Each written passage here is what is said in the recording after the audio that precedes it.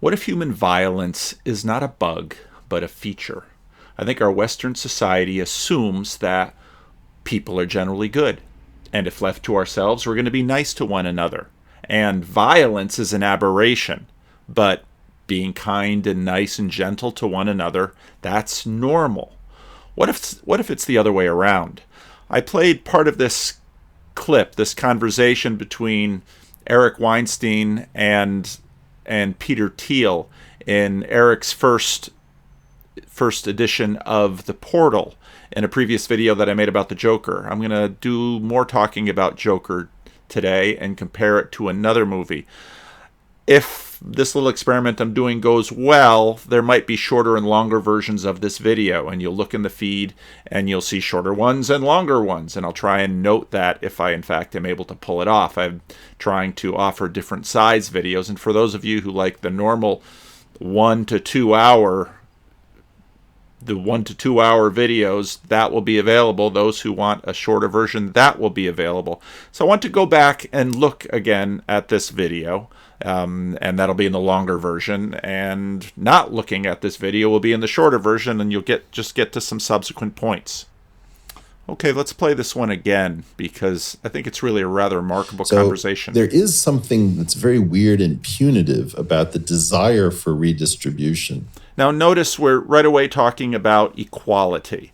And this is not just a conversation for Eric Weinstein, who coined the term the IDW. If you go back to Maps of Meaning, in the beginning of Maps of Meaning, this is Jordan Peterson's obsession. Why would the different attempts to address inequality in the world, one of which being Soviet communism and the other being free market, why would the conflict between these two ideas bring two superpowers willing to put life itself at risk? All about this question of inequality, partly because in a rather low resolution way, we equate the questions of inequality with justice. I mean, there's almost a desire to tag the wealthy that has nothing to do with taking care of the unfortunate. And this, of course, was George Orwell's observation, and Peterson makes this point often in his lectures and classes. And what I really am talking about here is, how do we get a conversation between left and right which isn't cryptic, which isn't, And of course, I have a much... Now, Eric and Brett and others, including myself, want to facilitate conversations between different sides. That is becoming, interestingly enough, in this age of polarization, a salvation strategy for us. Now, I think it's far better for us to talk than to fight. I'm all for that. It's better that our ideas die than people die. No argument there, but it's interesting how this is coming up again and again, and we're going to see that in a Rationality's rules video that I'm going to play a little bit later in this video. Much more cynical view of this, where I think the redistribution rhetoric, it's mainly not even targeted at the wealthy. Oh, it's targeted at the lower middle class, at the deplorables, or whatever you want to call them. And it's lower middle class, or how about even below that? A way to tell them that they will never get ahead, nothing will happen in their life. And now that fear that the lower middle class is dealing with is the basically skepticism about the American dream, which is certainly part of the American religious matrix. And that's actually why, a lot of people who are lower middle class or middle class are viscerally quite strongly opposed to welfare, because it's always an insult to them. It's always heard as an insult. And I'm not sure they're wrong to feel that. Well, and I feel that a lot of the talk about redistribution is actually families of high 8 through 11 figures trying to figure out how to target families of 6-figure through low 8-figure wealth as the targets of the redistribution, that the very wealthy will be able to shelter assets and protect themselves, or maybe even switch nations, whereas people who are dentists and orthodontists and accountants are going to be the ones viewed as the rich, who are going to be incapable of getting themselves out of the way. So I think that partially what good faith conversation between left and right opens up is that we have a shared interest in uncovering all of the schemes of the people who enjoy pushing around pieces of paper and giving speeches in order to engineer society for their own reasons. Now that's, as I mentioned, my previous take on this video where there were sound problems and Burn Power fixed it up, with the exception of the one weird voice thing in the middle, which was a complete accident on his part, he assures me. Here again, it's interesting that Eric is positing, well, not an avoidance of class warfare, but a different restructuring of class warfare. And again, we have good guys and bad guys, black hats and red hats, or black hats and white hats, where it's the uber rich. So in a sense, a populist view, at least a populist view from the perspective of a very wealthy man. Now, a wealthy man in comparison to, let's say, me, but he has some of that FU money, as the IDW likes to say. One way I would restate what you just said, sure, would be that redistribution from the powerful to the powerless, from the rich to the poor, is like from the powerful to the powerless, and so you're using power to go after those with power, and that's almost oxymoronic. It's almost self-contradictory, and so. In other words, we have this narrative going around currently that power is an evil thing. When I was at the Wellesley graduation last year, I was amazed to hear, on one hand, the administration of Wellesley College bragging about how they were going to stand up for the weak and stand up for those without power, and they were going to speak truth to power and all of this talk from below. And the next minute they'd turn around and brag about how powerful the Wellesley alumni network was, that this was the most powerful network. And it's like, now, wait a minute, is power good or bad? And usually the way it boils down is, well, power in the right hands or power in the hands of people who agree with me. And as that pool gets smaller, power in my hands. There may be some way to do that. I think most of the time you end up with some fake redistribution, some sort of complicated shell game of one sort or another. Right. And the varying, I know the causation of this stuff is much, much trickier, but if we look at societies that are, somehow further to the left on some scale, right. The inequality, you have to go really far to the left before, and maybe just destroy the whole society before you really start solving, the inequality program. Okay, so now pay attention here, because this is a big theme in the underneath the Joker movie. How much do you have to tear down to get justice? And there are voices in our society that want to tear everything down, and they're going further and further back in terms of the source of where things went wrong. And so if we can tear things down maybe to the beginning of the colonial period, or maybe to the beginning of Christianity. Now, no one really has a serious conversation about, well, how far back do you want to go? Christians, of course, go back all the way to Genesis 3, but we'll keep going. Problem. California, when I first moved here as a kid in 1977, would have been sort of a centrist state in the U.S. politically, and was broadly middle class. Today, California is the second most democratic state. It's a D+30 state. It's super unequal, and at least on a correlated basis, not causation, but at least on a correlated basis, the further to the left it's gone, the more unequal it's become. Which is truly a remarkable thing that a number of people have been pointing out recently. And there is something pretty weird about that. And also, the homeless issue, something that those of you who watch my videos regularly know that I deal with personally on a very regular basis as a pastor. This is an issue that is sort of running amok in the left coast America. And as I've said many times before, and I'll say in this video too, the archetype of the Democratic Party is kindness, and the archetype of the Republican Party is strength. And these cities are a little bit unsure of what to do with themselves as they're dealing with, well, they want to show kindness to the homeless, but as the population increasingly gets disturbed at the disorder and the inconvenience and the health issues and all of these things that come with the disorder of people living along the sides of the roadways or under bridges or in public parks. These are the kinds of things that make states turn. The mythology of the left tends to be, well, we'll just keep moving left, and that continual progress to the left will be of course the salvation of history. And you have, I forget what the famous Hollywood writer at the Trump election talking to his daughters about how this will never happen again. This is an aberration in the march of history. Oh, I'd not be so sure. There is, something that sort of fits in here is that in part I've learned from you, and you can tell me whether you recognize it in this formulation or not, is start with any appealing social idea. That's step one. Step two, ask what is the absolute minimal level of violence and coercion that would be necessary to accomplish that idea. Right there.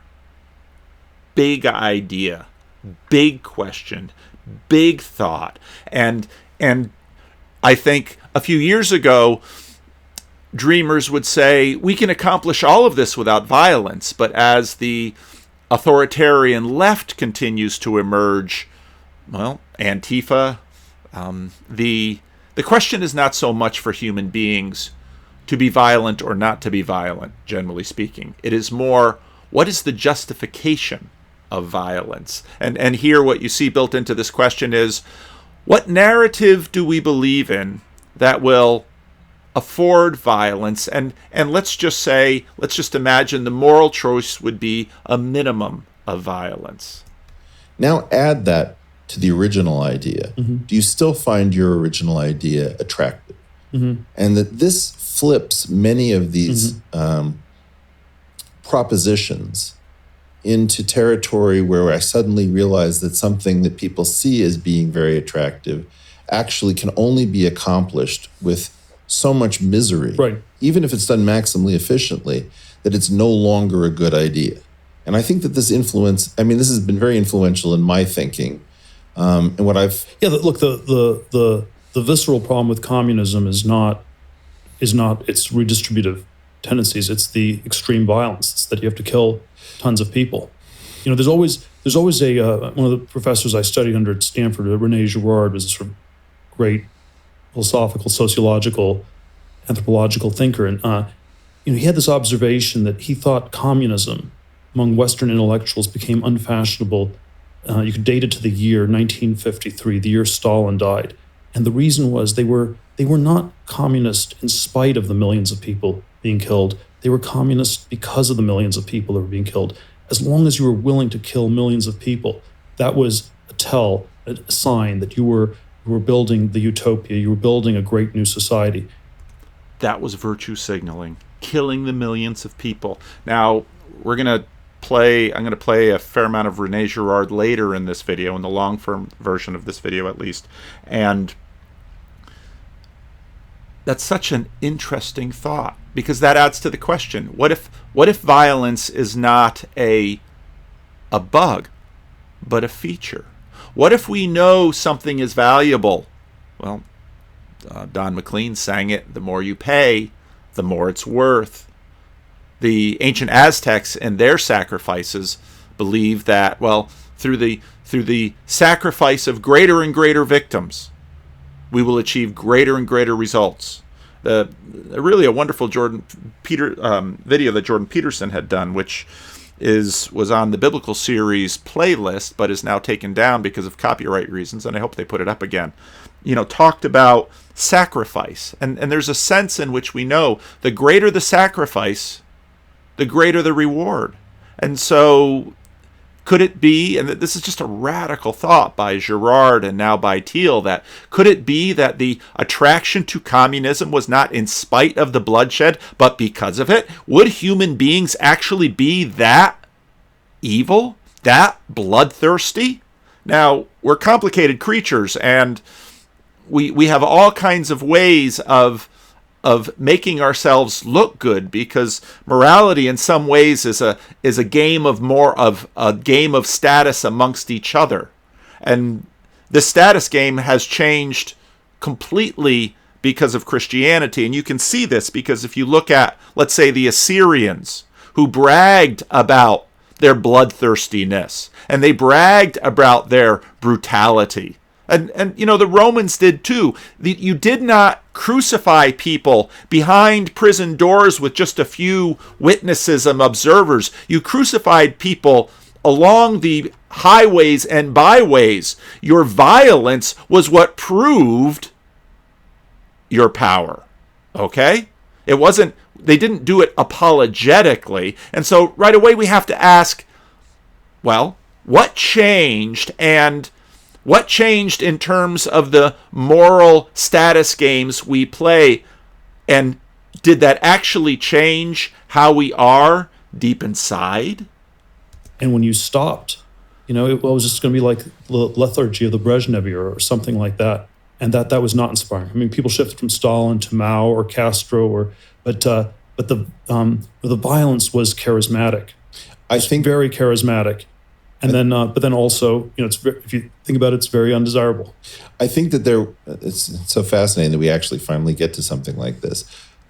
I think that is a correct description of part of the communist movement, but not all of the communist movement. There were a lot of people, I think, just my own family was certainly involved in far left politics, and some of it probably dipped into Now here you get into the question of whether there were real communists or not, and if I were Rationality rules, there'd be a little fallacy.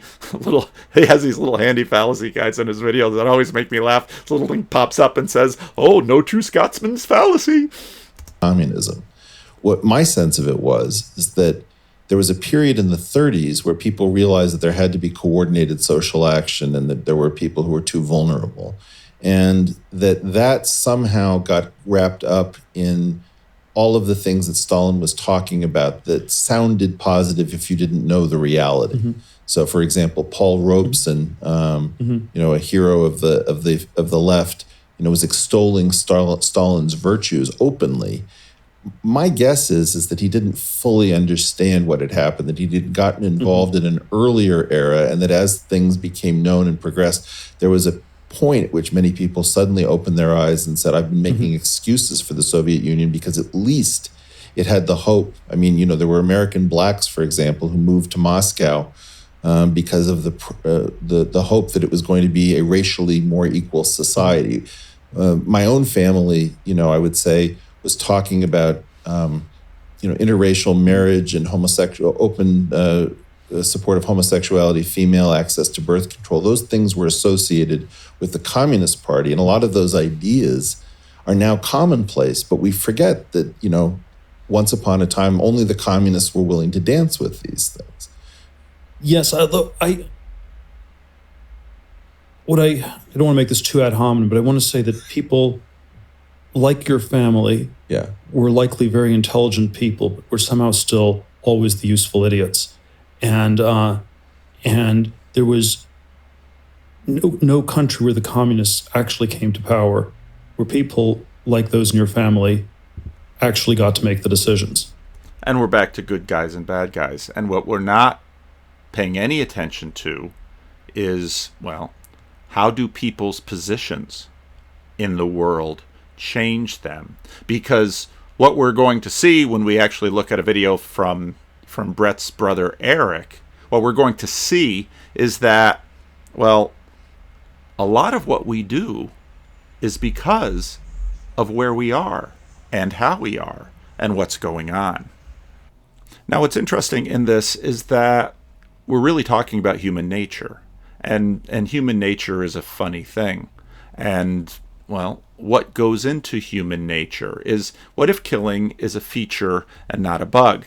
Now, one of the things that I've been paying a lot of attention to is in conversations over the line between theists and non-theists, listening very carefully to ideas about God, Jordan Peterson's biblical series, the first lecture, the idea of God. God is an idea, and I often call that God number one, versus God number two, who is a God being a living agent. Now, when you listen to people talk about God, they're very careful on both sides, I'd say, because what they're both doing is appealing to different communities. and there's a status line, and there's a technology line, because there's a science line, because I think part of the no God side is we want to have systems and ideas, and we want to have knowledge that is God free.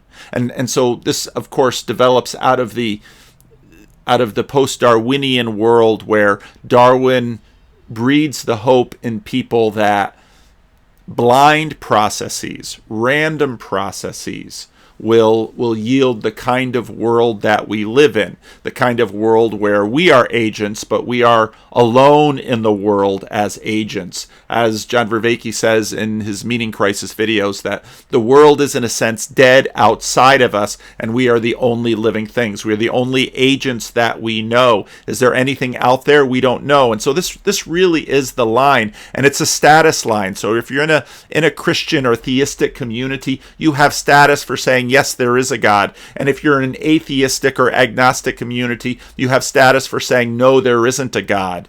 And it's important to understand that sometimes this line can get very thin, because theists and non-theists can act very much the same way, and there can be a lot of agreement over a great many things. So what exactly is the difference? Well, there's no God number two. There's no intent or purpose in historical events. There's no one watching. The processes are blind. There's no one caring. There's no purpose to any of this. Now, this usually gets played into the word supernatural. All is nature, and we're going to see that in a C.S. Lewis reading that I'll go into a little bit later, at least in the long version. There's no supernatural. And so we have these imagined laws of physics, and why we call them laws, well, that's another one of these grammatical, historical legacy items.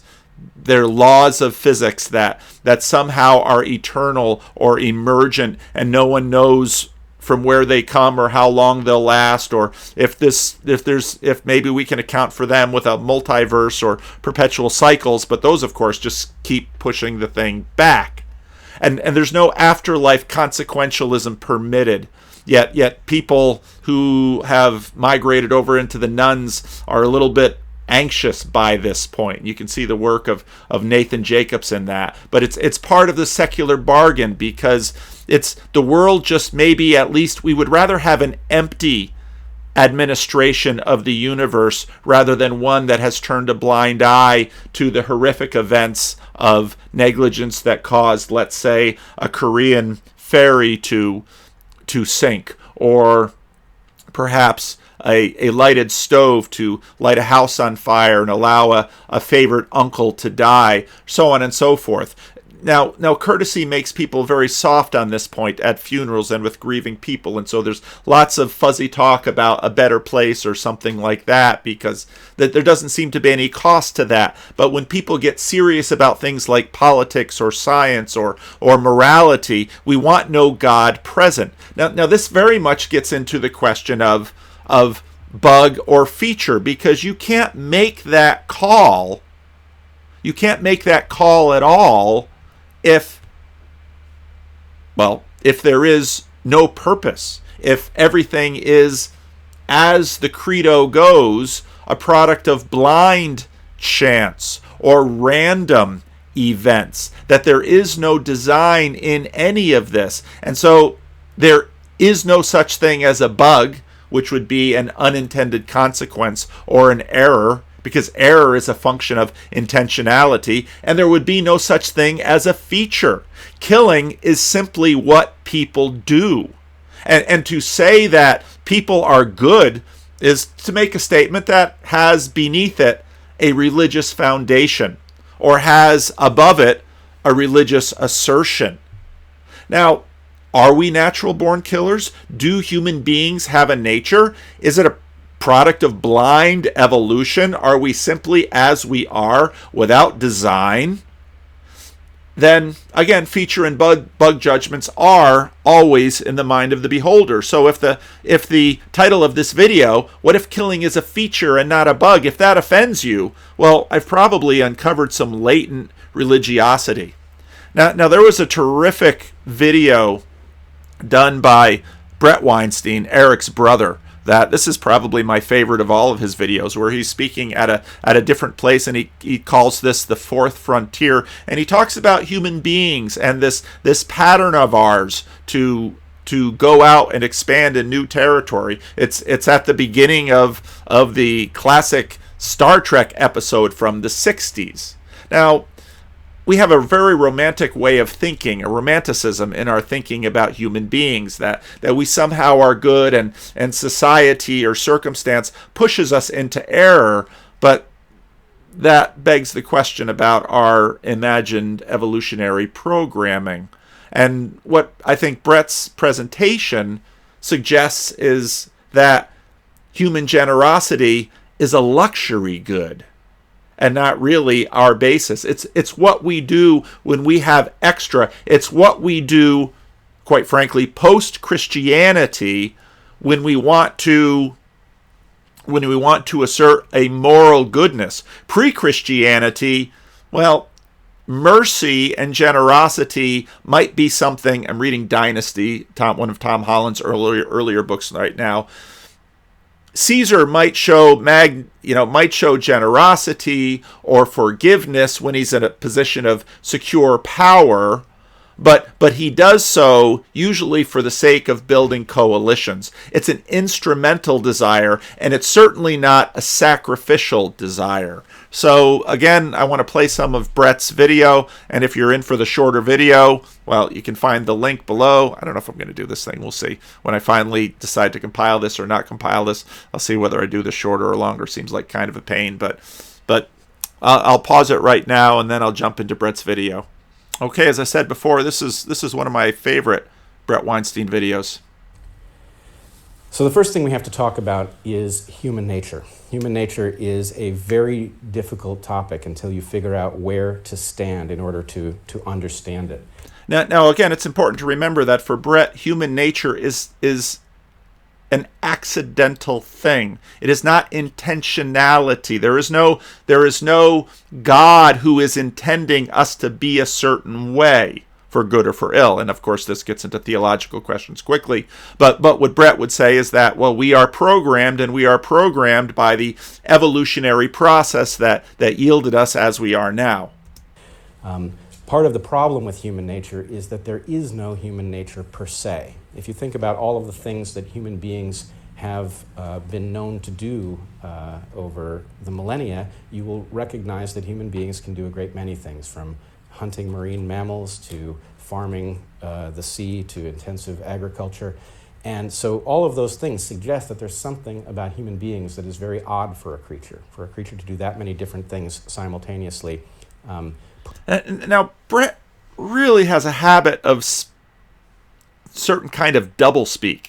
And I think this is a great example of it. First, he talks about human nature, but then, well, we don't really have a human nature. And now he's going to continue to describe our human nature, which is, I think this is sort of a way of saying that our nature is tremendously complex, because he's about to put his finger on a certain aspect of our behavior that seems to be pretty deep within us and pretty rational for creatures that like pleasure and avoid pain, that like the comforts that plenty seem to afford and fear the anxiety that want seems to create within us. Pushes our understanding of the idea of creature.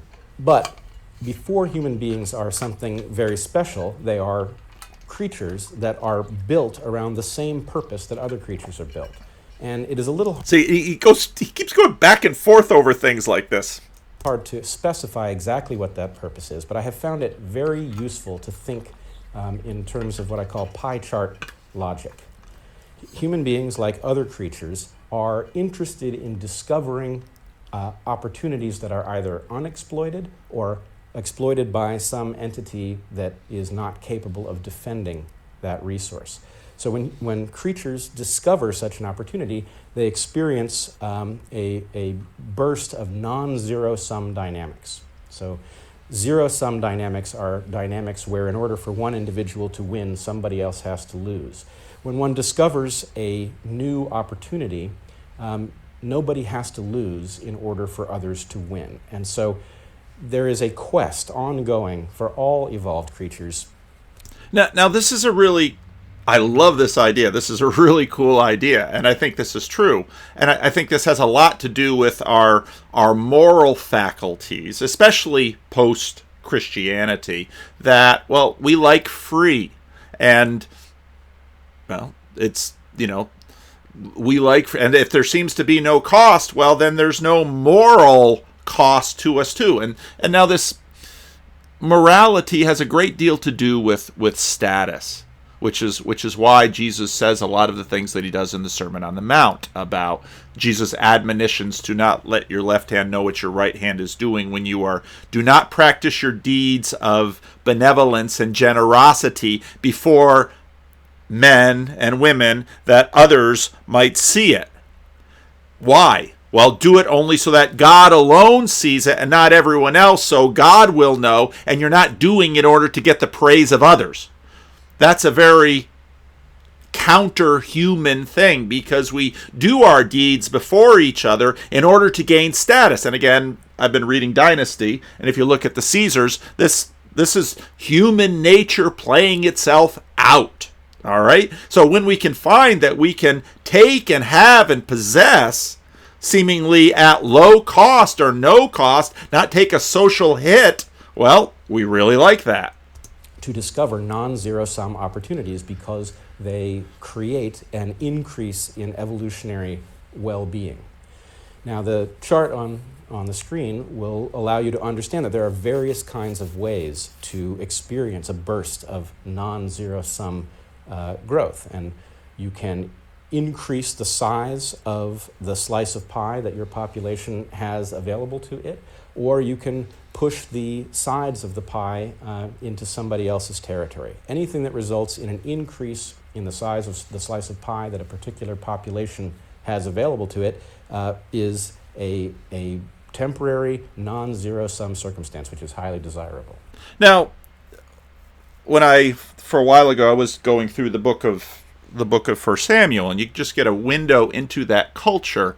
And basically, what you could do in the vicinity of what is, what would become Israel would be, you can either grow the crops yourself, or you can raid your neighbors and steal their crops once they've grown them for you.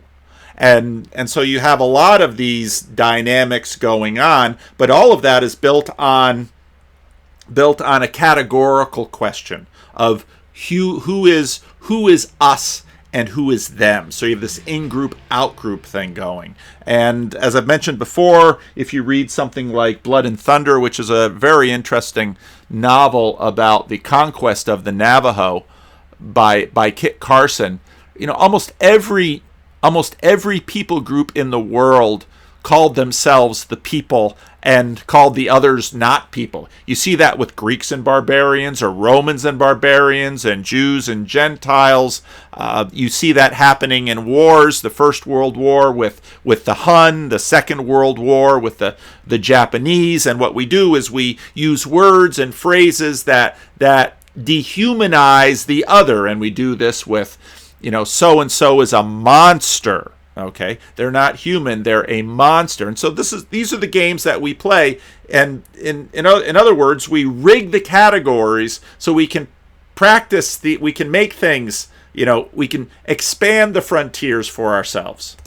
So this has resulted, evolutionarily, in an addiction to growth. That is to say, creatures discover these opportunities, they exploit them, and they are constantly in a quest to find new ones.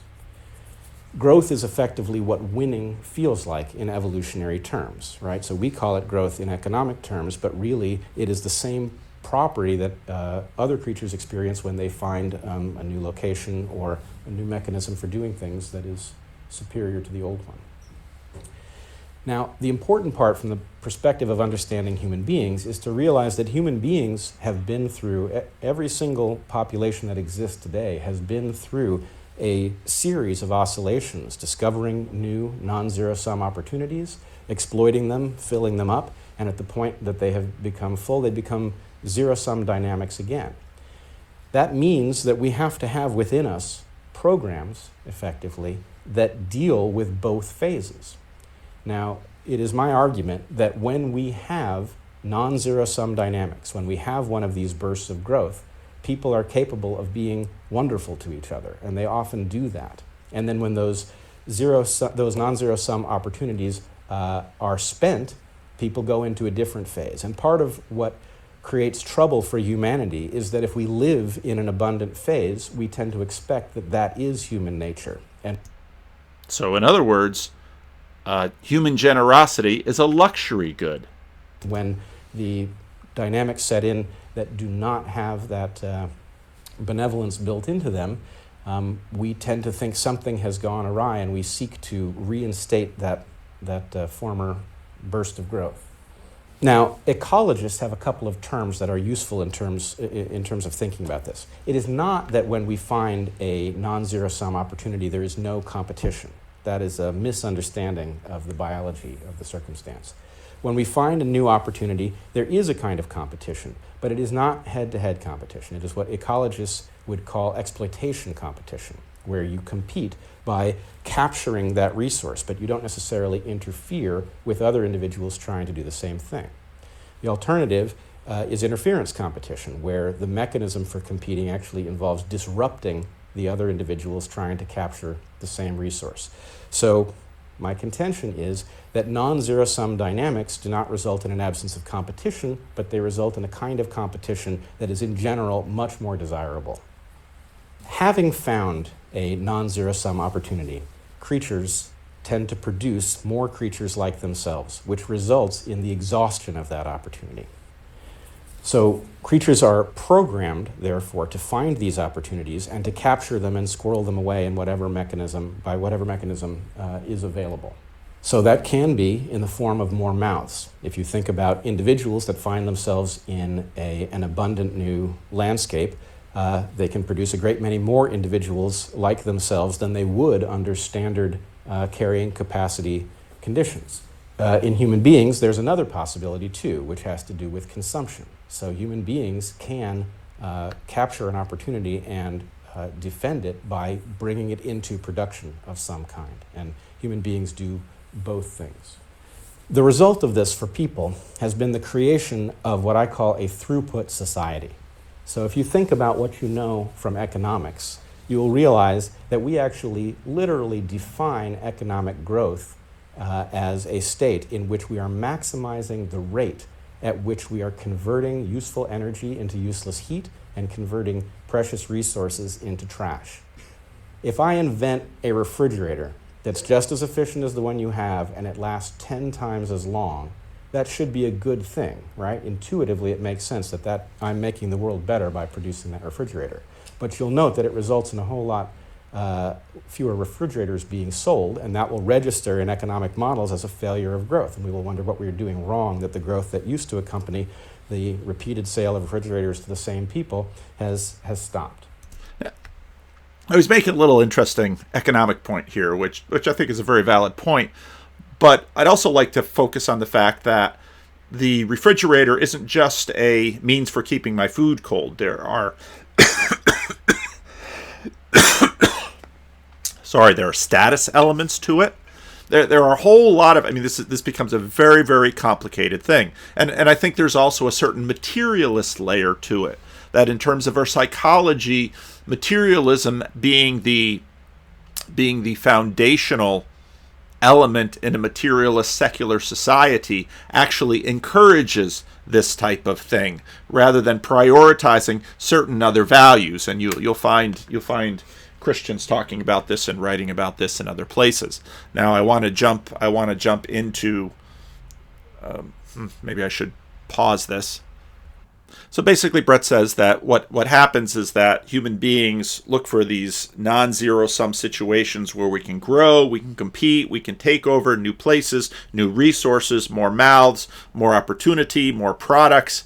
But then bottlenecks appear because there's sort of a cycle. We break into this new realm and we colonize it and we take it over and we grow and we grow and we grow and we grow until we arrive at the carrying capacity of that new environment, and then bottlenecks begin to emerge, and he then goes into that.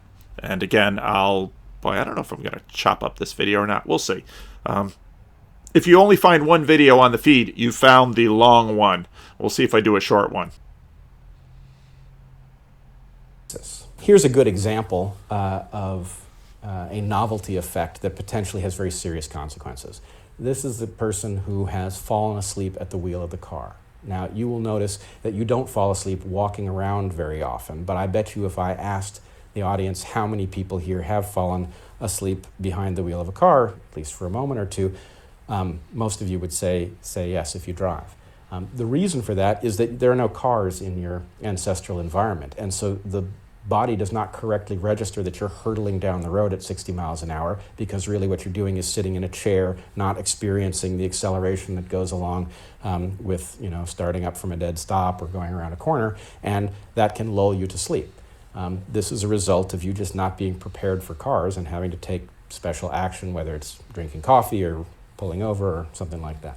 So bottlenecks are what happens when a population does not have the capacity to address the challenges that it faces. And bottlenecks are not necessarily something that you get through, but every population should hope to get through whatever bottlenecks it faces.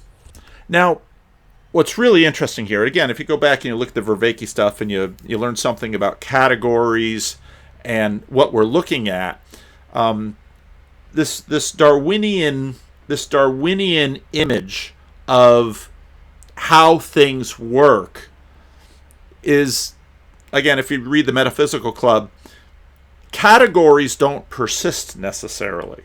I mean, categories are sort of what we bring to things. But so what comes out is perhaps different from what went in.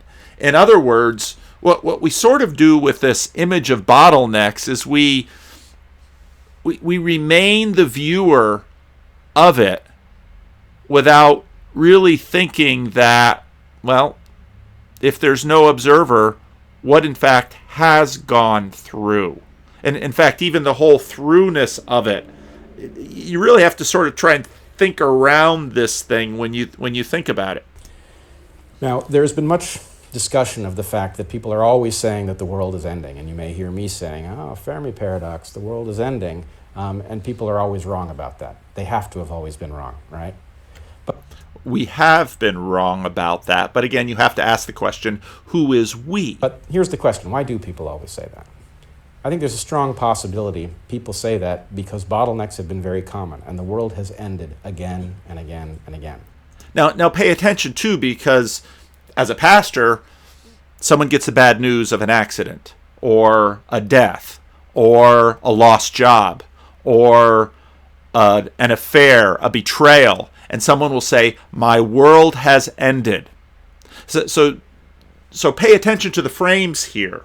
And in fact, that's critical for thinking about these bottlenecks, because what bottlenecks are always framed in terms of the thing that we are paying attention to with respect to some transition.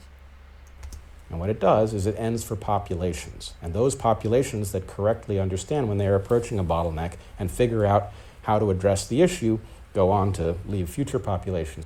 Okay, now what he's just lined out in that is this whole rationality salvation narrative that is deeply within us. If I am on a sinking ship and there are lifeboats, I immediately see an opportunity. It's a salvation narrative to get myself off this sinking ship and onto a lifeboat, and then maybe I will be saved from the sinking ship by going on that lifeboat. There is built into this observation, desire in terms of, let's say, a will to live, a rational pathway by which we can go through it, and then hopefully a desired outcome achieved. Now, a little bit later, we're going to get into the question of climate change. This is dominating this conversation. Okay, it's dominating this conversation. This tends to be our primary mode of salvation in the world as we see it right now. And those populations that don't figure it out or don't take the bottleneck seriously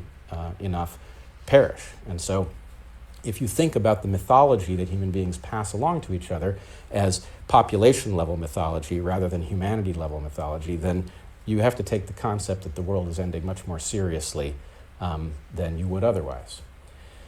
The problem for us, though, is that our systems, the systems that keep us alive, are so interconnected and so novel that it is likely that if we screw up, that the entirety of humanity is going to blink out this time, for the first time. That really hasn't been an issue until very recently in history, but the interconnectedness of all of our systems makes it an issue in the present.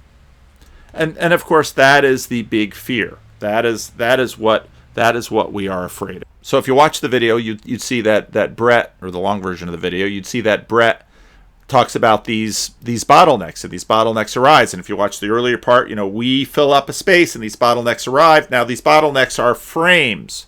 And Brett feels concerned that, well, let's say nuclear war or climate change or one of these things could wipe out all of humanity. Perhaps.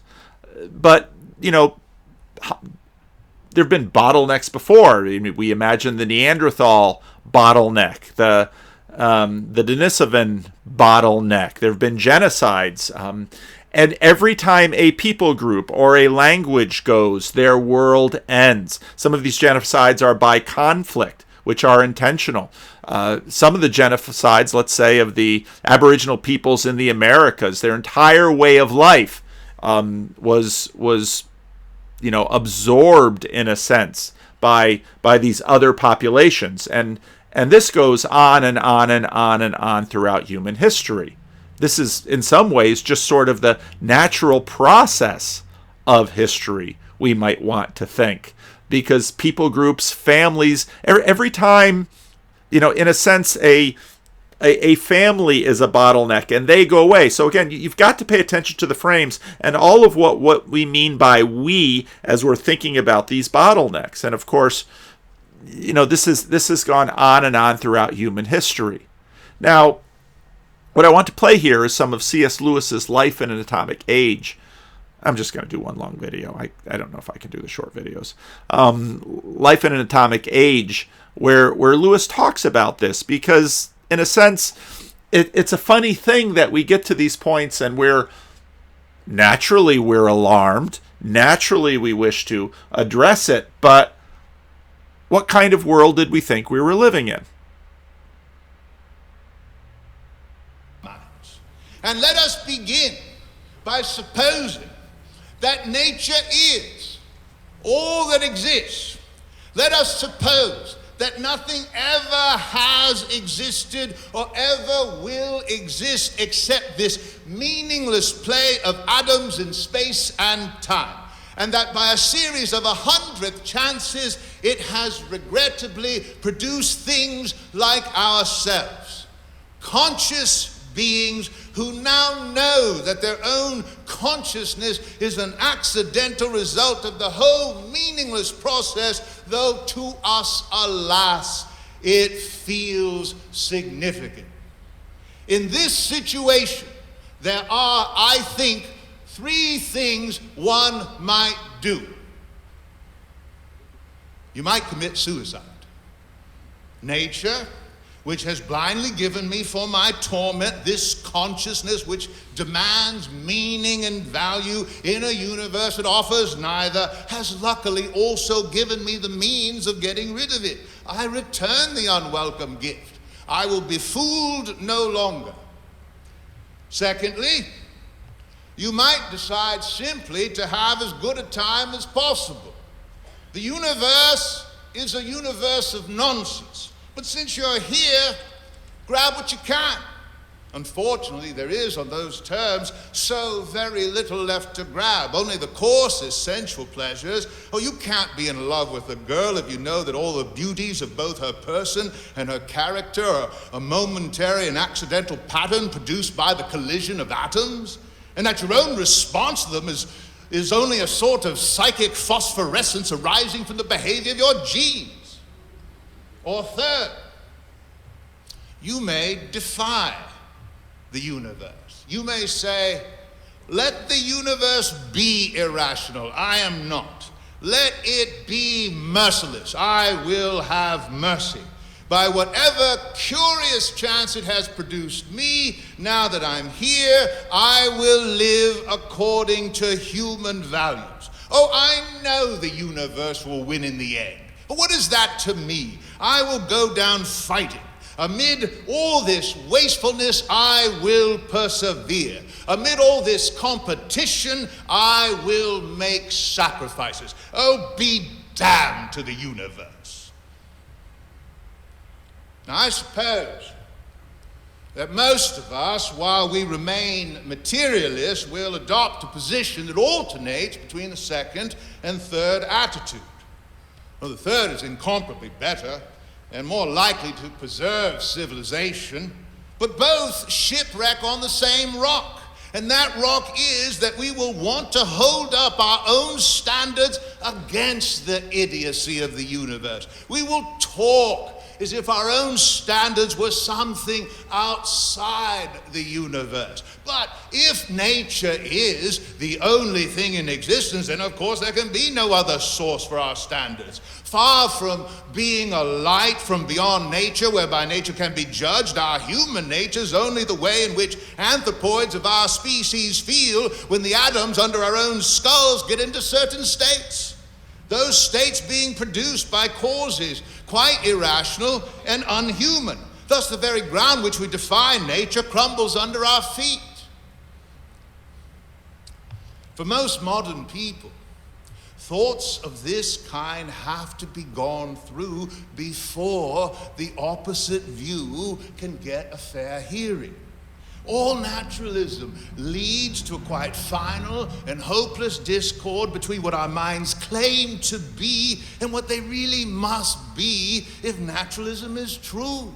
Oh, they claim to be spirit, that is to be reason, perceiving universal intellectual principles and moral laws and possessing free will. But if naturalism is true, our minds must in reality be merely arrangements of atoms and skulls. We never think a thought because it is true, only because blind nature forces us to think it. We never do an act because it is right, only because blind nature forces us to do it.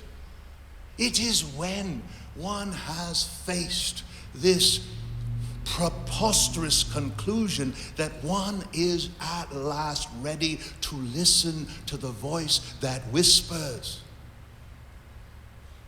But suppose we really are spirits.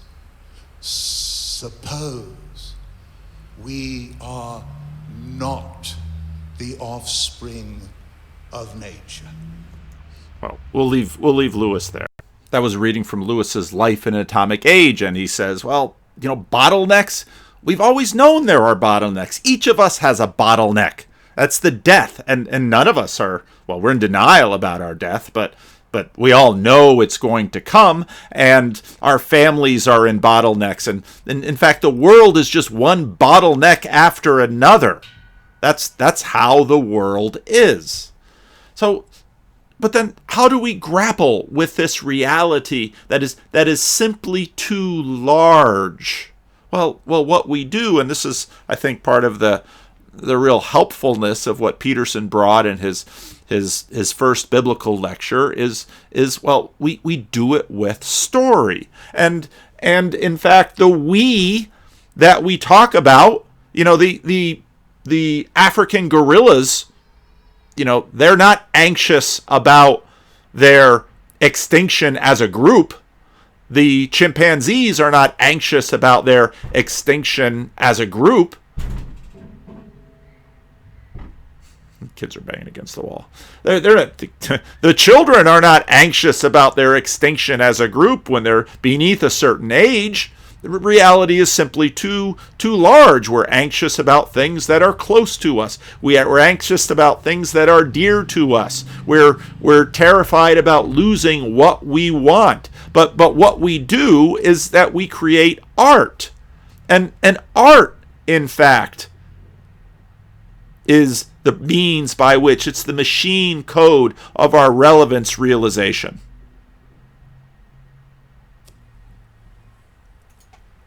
The question still remains, where does the information in dreams come from?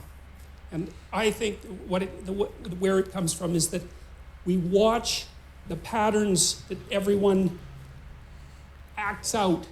We've watched that forever, and we've got some representations of those patterns. That's part of our cultural history. That's what's embedded in stories, in fictional accounts of the story between good and evil, the bad guy and the good guy, and the romance. These are canonical patterns of being for people, and they deeply affect us because they represent what it is that we will act out in the world. And then we flesh that out with the individual information we have about ourselves and other people. And so it's like there's waves of behavioral patterns that manifest themselves in the crowd across time. The great dramas are played on the crowd across time. And the artists watch that, and they get intimations of what that is, and they write it down and they tell us, and then we're a little clearer about what we're up to. Like a great dramatist like Shakespeare, let's say, we know that what he wrote is fiction, and then we say, well, fiction isn't true. But then you think, well, wait a minute, maybe it's true like numbers are true. Numbers are an abstraction from the underlying reality, but no one in their right mind would really think numbers aren't true. You could even make a case that the numbers are more real than the things that they represent, right? Because the abstraction is so insanely powerful. Once you have mathematics, you're just deadly. You can move the world with mathematics. And so it's not obvious that the abstraction is less real than the more concrete reality. And you take a work of fiction like Hamlet and think, well, it's not true because it's fiction. But then you think, wait a minute, what kind of explanation is that? Maybe it's more true than nonfiction, because it takes the story that needs to be told about you and the story that needs to be told about you and you and you and you, and abstracts that out and says, look, here's something that's a key part of the human experience as such, right? So it's an abstraction from this underlying noisy substrate, and people are affected by it because they see that the thing that's represented is part of the pattern of their being. That's the right way to think about it. And then with these old stories, these ancient stories, it seems to me like that process has been occurring for thousands of years. It's like we watched ourselves and we extracted out some stories. We imitated each other and we represented that in drama, and then we distilled the drama and we got a representation of the distillation, and then we did it again. And at the end of that process, that took God only knows how long. I think some of these stories... And now...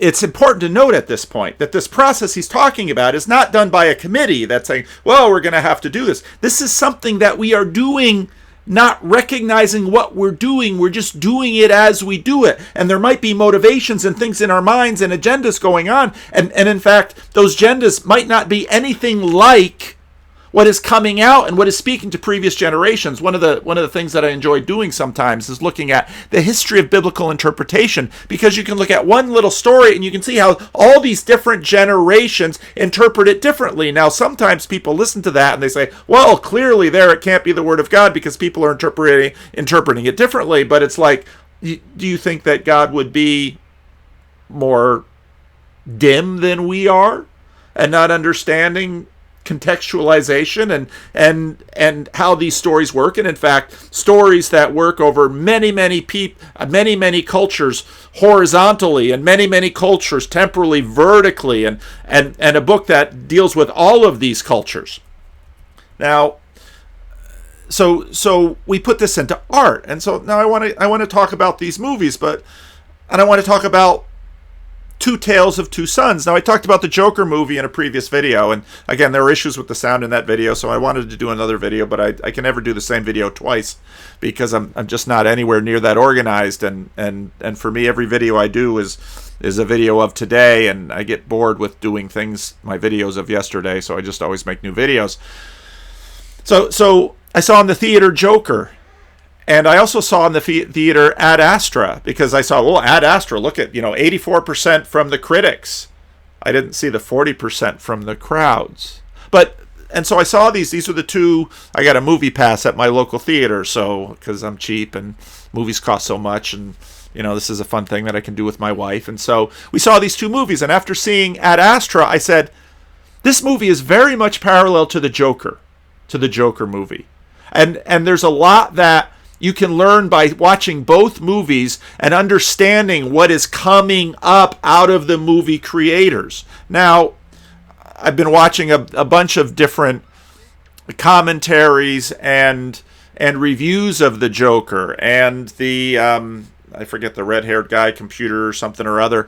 That popped up on my Google feed, and I know that he converted to Christianity, so that's a little higher in my salience. So I listened to the video, and he talked about this black pill review of it, and basically that they're saying that, well, you know, the Joker movie is just a way to get people who are hostile to the woke religion in America, to have them feel vindicated. And what they complained about in both of these movies is that basically it's a fake. It's Hollywood pulling the wool over, if I'm getting my metaphors right, the Hollywood, doing a fast one on people who are critics of woke culture. And because, of course, it's a anyway. And there's a lot of, I appreciated both of these videos that I saw here, and yeah, there's a ton of tracking between Taxi Driver and King of Comedy and Joker, and many critics have brought that out, and some people say, well, this was supposed to incite violence among the Antifa crowd, or the right wing, or the alt-right, or whatever social construction you want to place on this, or it's supposed to just pacify people by making them feel that Hollywood is hearing them. And what this really gets into, I think, at the heart of their critique, although they didn't say any of this, is this dynamic of what I call vicarious visual atonement. That, let's say you lean more to the right in the culture, and you're getting annoyed by the political correctness and the identity politics, and you go to see the Joker movie, and you're like, yeah, this is sticking it to the man. And, oh, okay. But, then you leave the theater and you go and live just like everybody else. So you and your Antifa neighbor, they might say that this movie is terrible, and you might say that this movie is great, but, you're both using Apple products and consuming and racing towards the consumeristic bottleneck. So it's this vicarious visual atonement dynamic that we have in our culture. We view a representation, we register internal agreement with that representation, or we say, credo, I believe in this representation. I align myself with the Joker movie. I align myself against the Joker movie. But then you go and you live the same way in any case. And our agreement with that representation then affords us a status with the divine, or with the principality qualifying us as a good person or saved. And so maybe you're not supernatural, you have no supernatural ideas, and you're a secularist, but now you're on the right side of history. So you in fact have this great principality framework that you are trying to negotiate yourself up a moral status hierarchy and feel good about yourself, because at least you're not like your Antifa neighbor. And this is a game we play, and this is in fact a very old religious game. It's a religious game that Jesus calls out, the book of James calls out. And it's, I think, in very many ways, it's a deeply Protestant move. It's sort of a consequence of Luther's revolution, that somehow belief and participation in different culture war teams or principalities and powers becomes a very psychological thing. But in the end, everybody is sitting in the theater looking at screens, or sitting at home looking at screens. And, so what of what happens? I agree with the movie Joker. I'm against the movie Joker. The movie Joker is a fast one being pulled over our eyes, and round we go. And we see this in the political process. I'm anti-racist because I identify as a Democrat whose archetype is kindness. And so I'm kind because I identify with kind. I don't actually have to be kind to people. In fact, I might be kind of a jerk, but as long as I'm a Democrat, I derive social status from mentally associating myself with that tribe and that administration. And the same goes on the other side. I'm pro God and country because I identify as a Republican whose archetype is strength. and therefore I'm a good person because I always vote for the right person once a year. The only difference between me and my neighbor is I go into that voting booth and I circle in that one box, and therefore I participate in the hierarchy and I'm a good person. Now people will very quickly jump and say, that's all psychological. And with something in this material world, what we really need to do is we really need to affect change. So it's not good enough to just identify with a movie or whatever. You have to go out and you have to do things because facts are not enough. And we must go out and not simply identify or decry, but we must act and do things in order for things to happen. But now I want to look at both of these movies because I think there's a lot between these movies, and these movies both get into, well, I think the Brad Pitt movie is just a classic example of American religion. Now, I think in many ways the movie theaters are the churches of America, and now you can be bedside Baptist with Netflix and Amazon and Apple and all the different streaming objects that are gonna be coming after us. So, but these two movies, I think, are deeply religious in what they are promoting, and I think in many ways we use this what I call this vicarious visual atonement to align ourselves with different religions mentally in America, and so our self-identity and the little narrative of our head is characterized by how we align with these things. So Ad Astra, I think, is your standard American religious salvation movie. Now, these movies actually have a great deal in common. Both of these are grown men who have been abandoned by their fathers. They were both raised by single mothers, and neither of them can successfully maintain a stable relationship with a woman. Both of them will kill, so it's the violence angle I want to get at in this video. Both of them will kill in pursuit of their goal. But as I mentioned before, in the American ethos, it's not so much killing or not killing that we look at in terms of our moral status, but it is the reasons why we kill or the reasons we don't kill that qualify us for moral status or delegitimate us and make us a bad person. And the goal for both of them is self-realization. Now, there's lots of other aspects to both of these movies, but I don't want to spend too much time on them. I could go through both movies, and again, if you see both movies, line them up and look at the worlds that they are communicating. Now, again, do both of these movie makers have their own agendas? Sure. But you know what? So often we say much more than we are visually commanding with our agendas to try and communicate a specific message or move a crowd in a certain way. So Ad Astra is very much an American story. This is an American movie, and it's a movie that most of you have seen how many countless times. Now, one of the things that I didn't notice when I saw the movie, but I noticed when I was setting up these slides, is that the subtitle here is "The Answers We Seek Are Just Outside Our Reach." That's a skeptical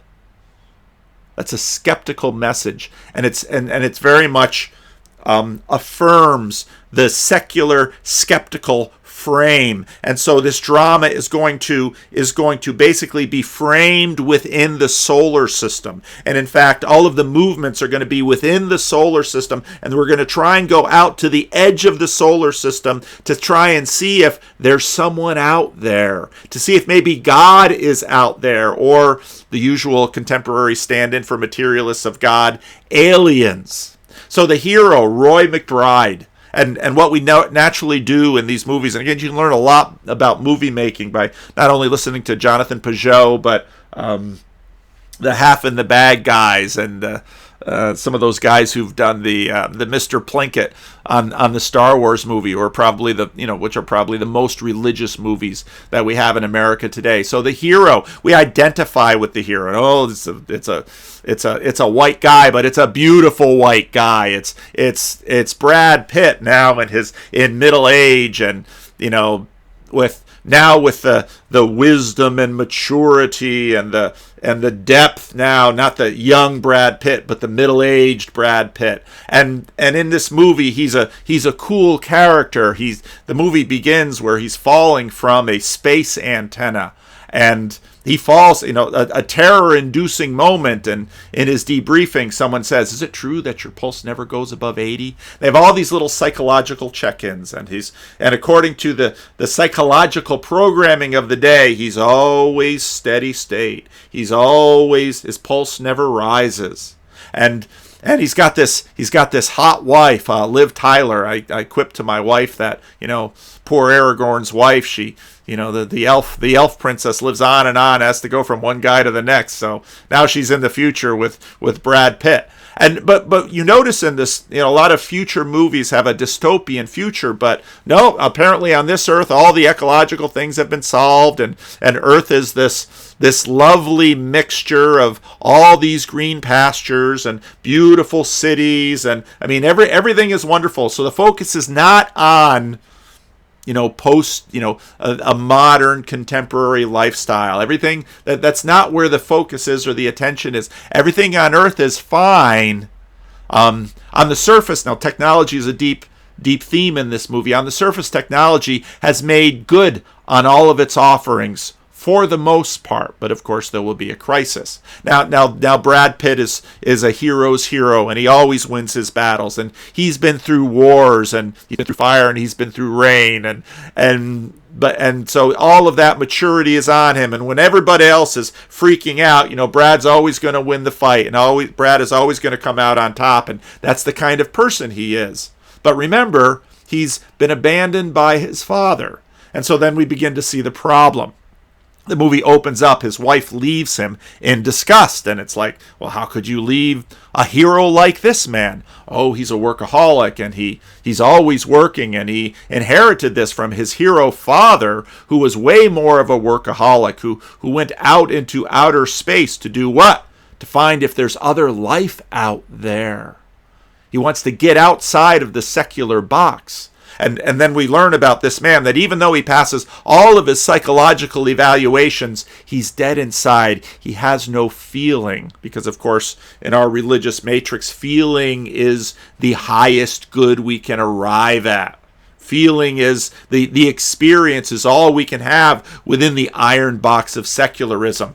Now space travel is dead outside, and you have people who are dead inside flying out to places who are dead outside. And then we learn about the tyranny of this space agency that is sort of controlling people and not loyal to people and telling lies. And so then we have our contemporary skepticism about institutions and about cultures. And his famous father, who was a hero, well maybe not so much of a hero, and it was propaganda, because that's what the space agency had to do to keep all the money going. They couldn't tell the truth about the father who they basically left marooned at the edge of the solar system, which is also the bottom of the sea, out in Neptune, this big blue planet, the furthest away in the solar system.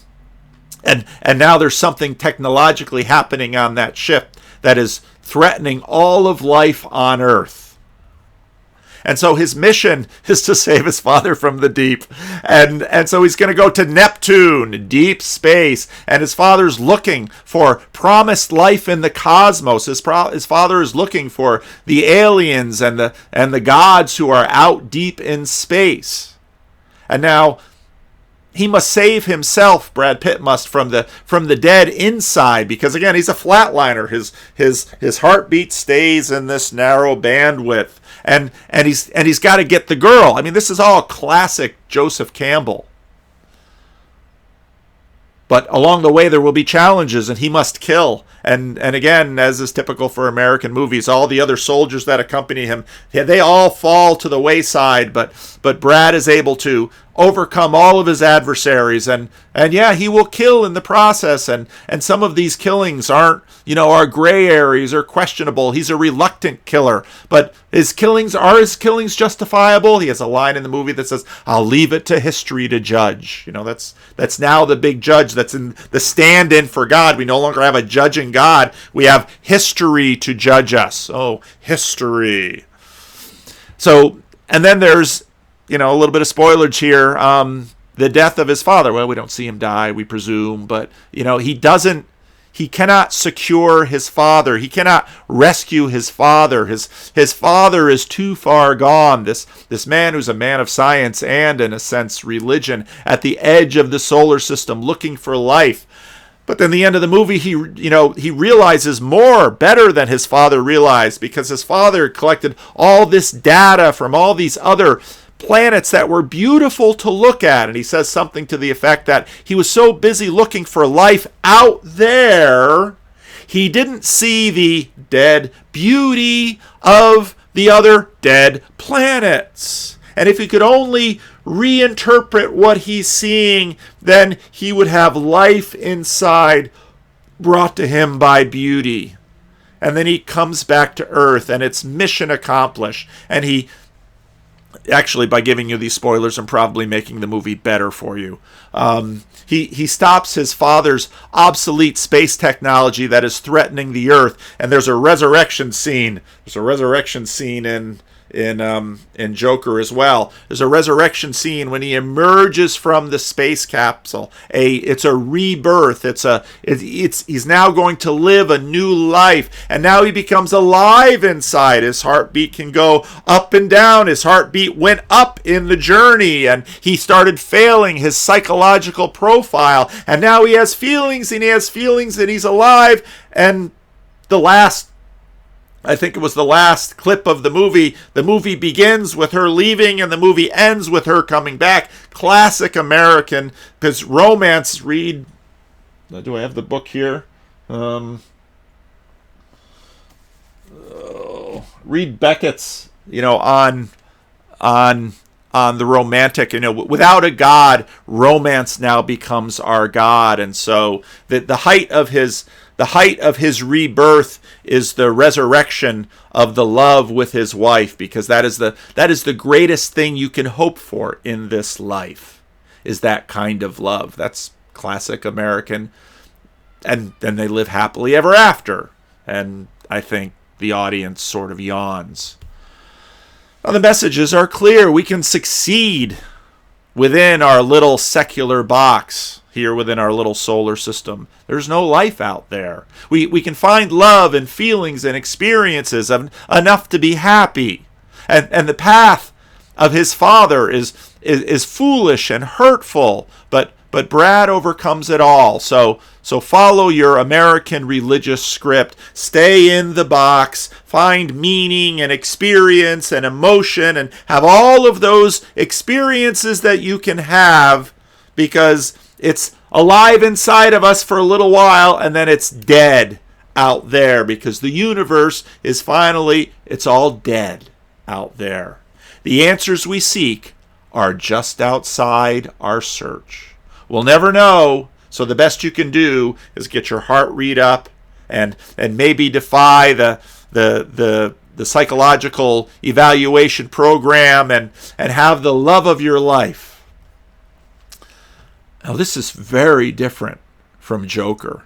Joker is the anti-hero's journey, and remember, as I said before, there's no Batman in this movie. There's no hero in this movie. We have Arthur Fleck, and he's adopted by an unfit single mother. Now, here's the thing. How many Brad Pitts are there out there in this world? And how many Arthur Flecks are there in this world? He's adopted by an unfit single mother, and he's abused by his mother's lovers, and his mother fed him fantasies about how he's going to bring happiness to the world. Actually, you can watch some of the trailers and get this whole movie. They lay the whole thing out. And you're going to bring happiness to this world. You're going to bring a smile to this world, and you're going to do great things. And so we're set up by Ad Astra, and this is the mother is feeding on American religion. And he's feeding upon it. And maybe if he gets a girl, that will save him. But can he have the girl? Can he rescue his father? He's going to try to rescue his father in this movie. Doesn't go so good. And how many Roy McBrides and how many Arthur Flecks are there? Is Roy McBride's story Is Roy McBride a story that Crazy Mom tells? That's the story Crazy Mom lives within. In other words, Joker deconstructs Ad Astra. And Joker's world, as I said in my previous video, I said, boy, this looks like the world I grew up in. And then I saw this video with Todd Phillips talking about the filming of it. And bang, he filmed it in Newark today. And like I said, New York has gone glitzy and gentrified and all of that money. But Newark and Patterson and all of those cities outside, no, they've been decaying. They've been decaying since the 50s, baby, and they didn't U-turn like Manhattan and Brooklyn and all those lovely places in New York, or some of the strips right along the river. He filmed it in Newark. I laughed so hard when I heard that. And now pay attention. In Ad Astra, the world is now green and lush, and the only thing threatening is this technology from the Father that's sending these energy pulses that are somehow devastating everything on Earth and all of humanity and putting humanity at risk, and it's a bottleneck. And so Brad Pitt has to save the world. Well, Arthur Fleck is living in Newark, or he's living in New York. He's living in New York, and he's trying to make his way in this world being a clown, and it isn't going well. And in this movies, there's no good guys. There's only bad guys, and just shades of gray. Some people trying to help, but they're all compromised. And the killings in this movie. Now, when I saw this movie, the Bernie Getz episode that you can look up on the net, 1984, the Subway Vigilante. This 84 was, sort of the end of the 70s in New York City, and it hadn't the full gentrification process that you see in Friends and Seinfeld and Sex and the City hadn't really come all the way through. Okay, and so Bernie Getz and his gunning of 4 black men in the subway, caused a lot of conversation in the New York area. So I was in college that year, but I'd be back and forth to New Jersey, back and forth on summers, and so this was always in the news. And all of this conversation, is it right that he shot these guys? And this scene in The Joker of him shooting the Wall Street boys as they're harassing a woman, and as in most American hero stories, you only kill if you must, for some noble reason, in pursuit of some saving goal. And that's what Brad Pitt does. That's what Roy McBride does. But the Joker starts out that way, but soon he realizes that killing brings him to life. He's a natural born killer. There's a thrill in it. He loves it. And again, watch the trailers. He's invisible. He's a nobody until he starts killing. And he's unseen until he starts killing. So now he goes around the city, and there's all these posters and all these news articles, and he's going to want to at some point reveal himself and say, I did this. See me. I'm invisible. How many Brad Pitts are there in the world that everyone applauses and they make the walls of great corporations and agencies? And how many invisible people are there? Which story is really more true to life for people? Now, in both cases, you have your future through violence, and I think that's something deep within us, that there's the corrupt institutions must be destroyed.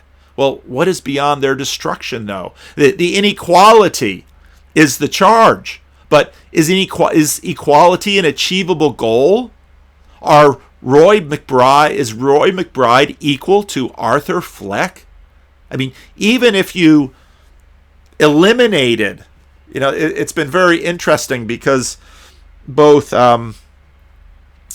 Rusty Rocket, I can't remember his name, the comedian that interviewed Jordan Peterson, it'll bubble up, and Rationality rules. They both came away from Joker and said, see, what we must do is be kind to all of our people, because the village that rejects the sun is burned down by the sun. Rationality rules use this proverb for that. But yeah, what the movie says is, can we really not reject these children? Isn't the script that we play say we must reject Arthur Fleck because isn't he one of the bad guys? And again, in fact, in Joker, there are no good guys. Now, again, you might say, well, maybe Todd Phillips is trying to do a number on us by giving us hope. Well, there's a lot built into this, and whatever his intentions are, the movie is the movie, and I'll tell you, anybody who writes anything or produces something or preaches a sermon will very quickly notice that the message people take away are not so much the message that the creator is trying to send, but it's the message that they create from the creation. And that's what drives this ongoing process that Peterson is talking about. So we have this quest for equality, or are we facing a bottleneck? And so again, watch the first part of Peterson's Maps of Meaning 2017. Why did he write this book? He wrote this book because, well, these are two different ways that two different societies are looking to address inequality. But go back to the Thiel-Weinstein conversation. Did the Russians really address inequality? Well, maybe Eric says if people like my parents were in charge, and Thiel says, yeah, they'll never be in charge. Or I would take it one step further. Maybe that's the way they started, but maybe being in charge made them the creatures that they would be. Now, I want to go to a Rationality Rules video because all these things line up with this bottleneck of climate change. And I know, 4/6 of Americans don't believe it, and I know a good number of you out there don't believe in climate change. I'm not trying to convince you one way or another. That's not the intent of this. So you can argue it in the comment section if you want to. Go right ahead. But what I want us to see are the salvation narratives within the film and within the culture. And how those salvation narratives were created and whether or not they work. And so Rationality Rules... I didn't put the link in. I love this video, not just... It's a really cool video. But what's so amazing about this video is that he undermines his worldview by making this video. Because his worldview is built on rationality, and he makes the point compellingly that psychology trumps rationality. Well, what do you do then if you embrace the premise and you embrace society must be preserved? How do you deal with that? Where do you go with this? Now, the thesis of this video is we have to keep talking, but anybody will notice that, well, talking is now what we default to when we realize that our plan A, which is bombarding everyone with rationality, doesn't work. So let's let him do a little bit of talking, and then he's going to get into some very interesting stuff. And a reply to this might be, yes, but brosive, the truly poor, won't have a long run if they invest in green energy. And then a reply to this might be, bro, seriously, my dad would beat the absolute crap out of your dad. You stole my childhood. But the underlining, very serious problem here is that we don't have time to test this hypothesis. We only have one world. Okay, we're at a bottleneck. Now, we only have one world. Okay, that's your frame. You're a secular materialist. This is what you believe. So, this is a serious bottleneck for you. The apocalyptic claim of the world ending in 12 years is no doubt ridiculous, but if our data and interpretations are correct, that is, if the vast majority of our scientists are correct, another 12 years of apathy may just push us beyond a safe return. Now, what's interesting about this is that part of what makes this issue a defeater, the death of modernist rationalism, is because you have all of your things that are supposed to win the day on your side. You have 97% of scientists. Where else do we have that? You have most of the media lined up with you. You have all of the tools of modernist propaganda moving for you, and they keep making the plea. But then you also have psychology, which when you get there, you begin to realize we can't win this battle with our political tools. We can't win this battle with the things that are supposed to save us. So what do? We do have to take this very seriously, and at the moment, most of us don't. That's so blithe. Most of us don't. Moving on, a third criticism that's given by many critics is that many climate activists are hypocritical. Hypocrisy. And often insufferably so. Lambasting the youth of the world for lassoing themselves to these protest marches and Greta and so on, and then immediately going back to their laptops, their iPads, their iPhones, their air-conditioned schoolrooms, their bathrooms, and so on and so on. Their mums take them to school in nice gas-guzzling cars. In other words, many critics see many activists talking a good game, but when push comes to shove, the activists themselves don't even practice the principles they're trying to force upon others. To illustrate this, take, for example, the following clip from Earthling Ed's channel. Ed is a vegan activist, and he recently attended a climate change protest in London to encourage climate activists to go vegan. He began by asking them how they can reduce their emissions. Name some ways that we can reduce emissions. Well, that's for the government. We're just here to protest. They figured out, they've got a scientist. And after a bit of back and forth, the activist gave some great responses, such as cutting subsidies for fossil fuels. Electric cars. Electric cars. Yeah. Plastic. Plastic. Yeah. I always love how electric cars come into this. Electric cars and reducing plastic, and it's like, does what you put into the car count? Anyway, here comes the big moment. Don't litter. From charity shops. Yeah. There we go. Second-hand clothing. Yeah. Yeah. Second-hand clothing. What else? Turn the lights off. What about what we eat? Go vegan. Go vegan. Just kidding. All the kids know the right things to say. I love meat. I can never. I love food. I love the environment, but I don't love the environment that much. Ed then went on to explain, with more patience than a few civilizations, that if one wants to reduce their carbon footprint, then a surefire way of doing so is to reduce one's consumption of animal products. But the activist's response was as indifferent as many critics are to foregoing fossil fuels. Do you think the taste of something is worth the destruction it causes? Yeah, I'll be dead one day. So why are you here? Hear that? That logic, destruction it causes. Yeah, I'll be dead one day. So why are you here with that logic then? We're on the way to Subway actually. We do a vegan sandwich in Subway. Yeah, but it's not as good as the steak and cheese. What about the environmental impact? Well, the steak and cheese is already there, so me not eating it isn't going to stop this. But so's the plastic in the shells and the diesel in the cars. Now, it's important to note, as Ed himself did, that one doesn't need to be vegan to care about the environment. That would be a form of purity testing, or no true Scotsman.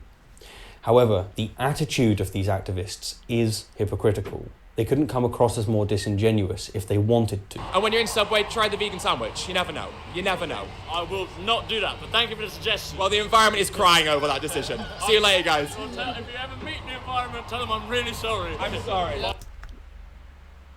I love me. The environment is crying over that suggestion. What have they done to the environment?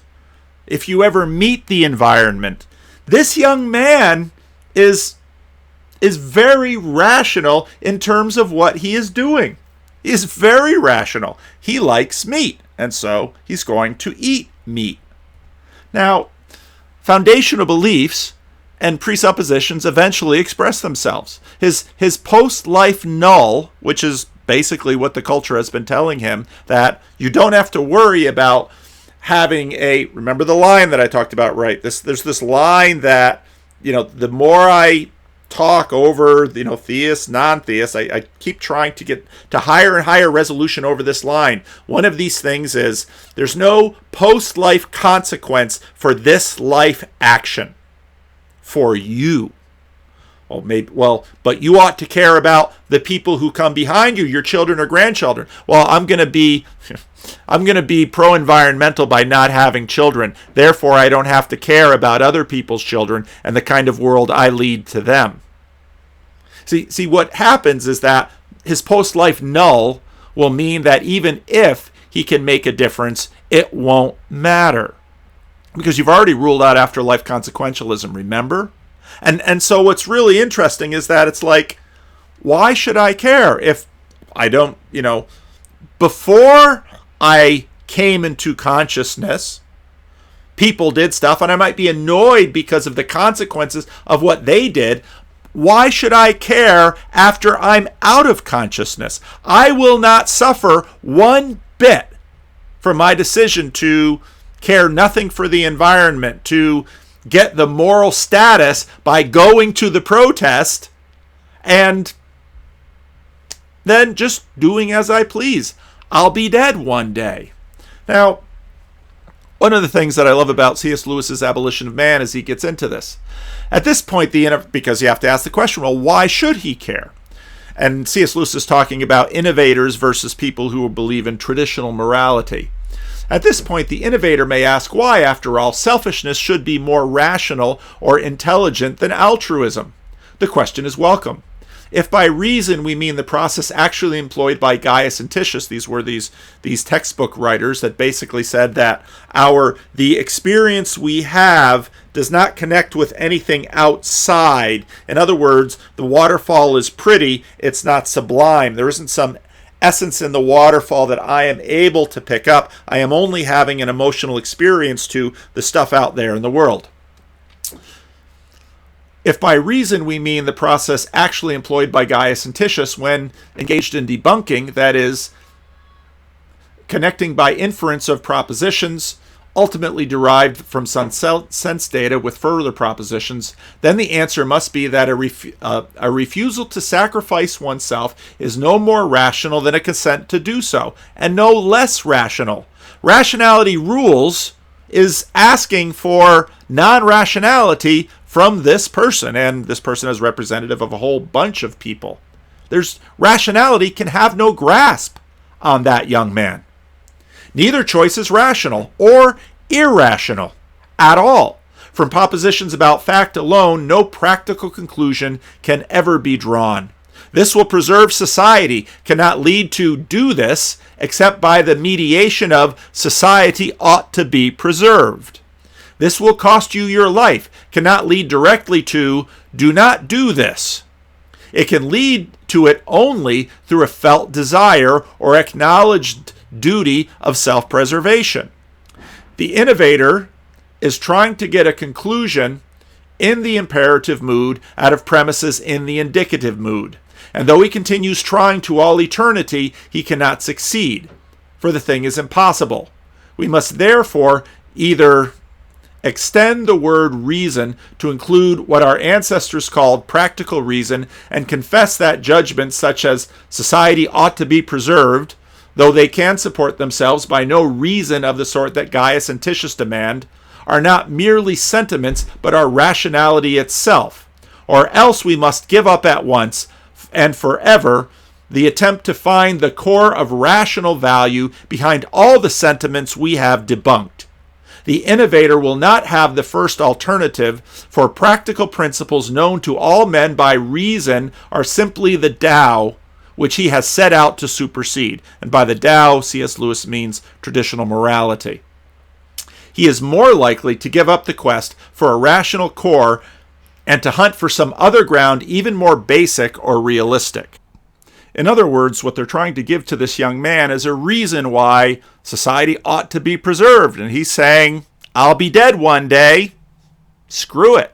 You don't have any reason you can give me. Now Dillahunty, of course, when his talk with Jordan Peterson will come up and say, I inherited self-preservation from my ancestors. It's an instinct. It's basic. Well, Lewis, many years before Dillahunty gives this answer to Peterson, anticipates this answer. This he will probably feel that he has found an instinct, capital I. The preservation of society and of the species itself are ends that do not hang on the precarious thread of reason. They are given by instinct. That is why there is no need to argue against a man who does not acknowledge them. We have an instinctive urge to preserve our own species. That is why men ought to work for posterity. We have no instinctive urge to keep promises or to respect individual life.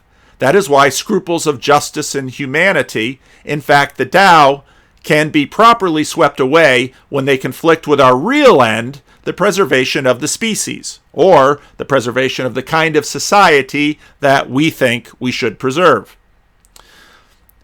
That, again, is why modern situations permit and demand a new sexual morality. The old taboos serve some real purpose in helping to preserve the species, but contraceptives have modified this, and we can now abandon many of the taboos.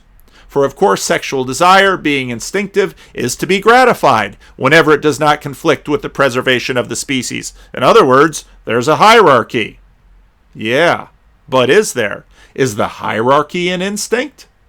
It looks, in fact, as if ethics based on instinct will give the innovator all he wants, and nothing of what he does not want. But why ought we obey instinct? Is there another instinct of a higher order directing us to do so? In other words, you've got ought and instinct. You say, well, people obey instinct. That's one thing. But to say we ought to obey instinct is a very different question. Is there another instinct of a higher order directing us to do so, and a third of a still higher order directing us to obey it? An infinite regress of instincts? This is presumably impossible, but nothing else will serve. From the statements about psychological fact, I have an impulse to do so and so, we cannot by any ingenuity derive the practical principle, I ought to obey the impulse. Even if it were true that men had spontaneous, unreflective impulse to sacrifice their own lives or their own diets for the preservation of their fellows, it remains quite a separate question whether this is an impulse that they should control or one they should indulge. For even the innovator admits that many impulses, those which conflict with the preservation of the species, have to be controlled. That is what they are telling this young man. Well, and this admission surely introduces us to yet a more fundamental difficulty. Telling us to obey instinct is like telling us to obey people. People say different things. So do instincts. Our instincts are at war. If it is held that the instinct for preserving the species should always be obeyed at the expense of other instincts, whence do we derive this rule of precedent? We have instincts. Well, they might for me line up in a hierarchy. They have for this young man. But where do you get an ought to impose your hierarchy on his? To listen to that instinct speaking in its own cause and deciding it in its own favor would be rather simple-minded. Each instinct, if you listen to it, will claim to be gratified at the expense of all the others. And this is where you have action coming as, well, action expresses instinct. Which instinct is most salient to him in the moment? By the very act of listening to one rather than to others, we have already prejudiced the case. If we did not bring to the examination of our instincts a knowledge of their comparative dignity, we could never learn it from them. And that knowledge cannot itself be instinctive. The judge cannot be one of the parties judged, or if he is, the decision is worthless, and there is no ground for placing the preservation of the species above self-preservation or sexual appetite or a desire to eat a meat sandwich at Subway. See, the instinct to eat meat and the instinct to improve your status through public moral performance seem to be higher than him for the instinct that society ought to be preserved. And this is, in fact, what we run into all the time. Self-preservation, or this idea that society ought to be preserved. But again, we have the category issue in terms of, well, what is society and what society do I actually participate in? And this, of course, we see very clearly in the Roman Empire. I'm reading Tom Holland's book Dynasty on the Roman Empire right now, and the book is just simply brimming with illustrations of humanity. Conquering your neighbors was your chief preoccupation. So it was said of Romulus, fighting foreigners, not themselves. Now the Romans taxed their conquered people. If you were a Roman, you didn't get taxed. Wouldn't you like that as a policy of your government? In a sense, that's sort of like, well, not really like trade tariffs, because That's another way of sort of taxing ourselves. Anyway, fighting foreigners, not themselves. This, everyone could agree, everyone who was not a foreigner, obviously, in Rome, was the proper business of the Roman people. Naturally, in war as in peace, it was essential to respect legal niceties. Unprovoked aggression, while only to be expected from wild beasts and barbarians, categories, was behavior inappropriate to a civilized people. Civitas, city, citizen. It all comes together. So it has always been. When Romulus attacked his neighbors, it had been with the resolve never to tolerate disrespect. Retribution for insult or injury had always been swift. That's very much an instinct. One king, ambushed and routed after presuming to raid Roman territory, had to be cut down by Romulus himself. Here in his slaying of a general by his opposite number had been an exploit fit to illumine the succeeding ages. What more glorious feat of single combat could possibly be envisioned? Isn't this Roy McBride making his way out to save the world and maybe rescue his father if he can be saved? What more glorious feat of single combat could possibly be envisioned? Romulus, after stripping the blood-soaked armor from his foe, had borne it proudly back to Rome. There is only one God, lowercase g, worthy to receive the dedication of such a prize, Jupiter, the king of the gods himself. Hung at first from the branches of a sacred oak, the spoils of honor had subsequently been moved into a temple custom built for that purpose, the very first to be consecrated in the city. Here, Romulus had decreed, was where in days to come anyone who emulates me by killing a general or a king with his own hands, now Augustus really isn't up to that task, with his own hands shall lay the stripped arms, the spoils of honor. This is human nature, my friends. This is human nature. Now, what we have, however, in Christianity is the birth of healthy self-criticism. Oh, nuts, I didn't put the clip in. Hang on, I'll go get it. That's the Holy Spirit. And the Holy Spirit, it's fascinating because the Holy Spirit is opposed to Satan, of course. It's a spirit of God. And the Greek word for Holy Spirit is parakletos, paraclete. And the word parakletos in a Greek tribunal of the time is simply the lawyer for the defense. Satan is the accuser of the mythical victim, and the Holy Spirit is the one who tells you this victim is innocent, which is what the Gospels do.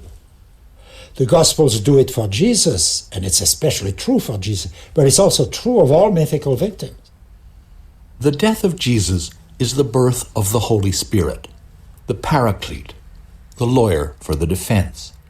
And as the defender of victims, the Holy Spirit, in effect, accuses the accuser. It introduces into history a new spirit of self-criticism. Why do you notice the mote in your brother's eye? Jesus asked in the Sermon on the Mount, when there is a beam in your own eye. Now take a look at the dynamics of the climate change. It's accusation. We're going to win this by accusing. We're going to win this by convicting. We're going to win this in this way. Now, in Christianity, the Holy Spirit is the one that motivates from within to, in fact, preserve society, to love your enemy all the way up to love your neighbor all the way up to and including your enemy. And Paul, in his letter to the Romans, says, "You have no excuse, O man, when you judge another, for in passing judgment on him, you condemn yourself, since you, the judge, are doing the very same things." This self-critical spirit, Girard says, will transform the world. Christians, too, will become accusers and persecutors, but they will never be free of the constantly repeated call to examine themselves and reform. We are the one society in the world which has that vocation for self-criticism. We never leave well enough alone. And the circle is never ending. The first embodiment of Christianity, okay, you have Constantine and so forth, you denounce it. And then the Inquisition and so forth. Then you have the Renaissance and the Reformation. And the Reformation say, we are going to be that perfect church that the Catholics were not able to be. But after a few centuries, they become the same.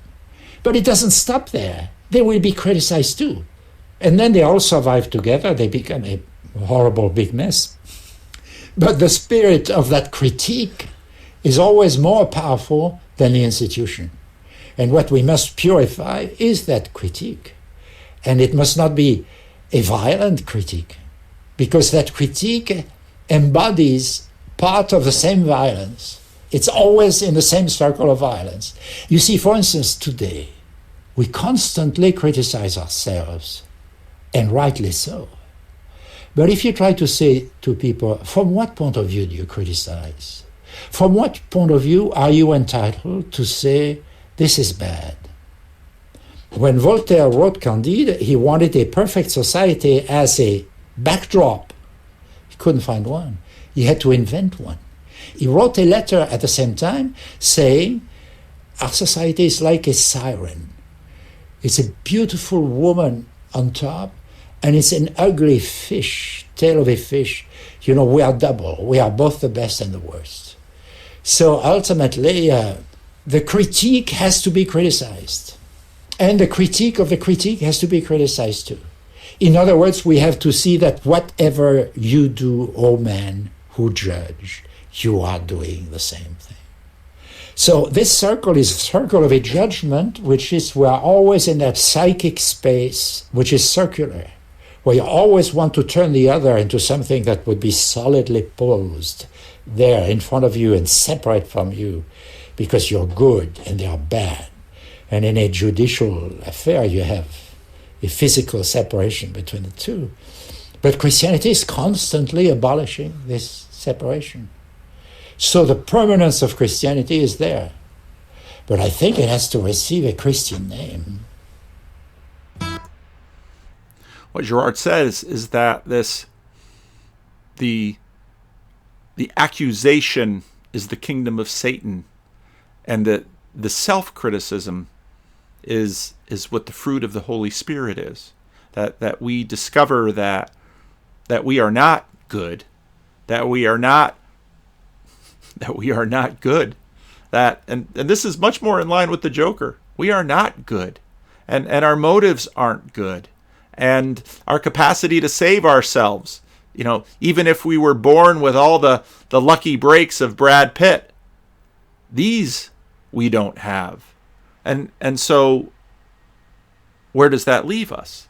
Now, this brings us to, as I mentioned in that other video again, the amnesiac Christian morality, because we're using all of the elements of Christianity in order to critique and condemn Christianity. But what we must do to do this is to say that people are good, especially me, except for the bad ones.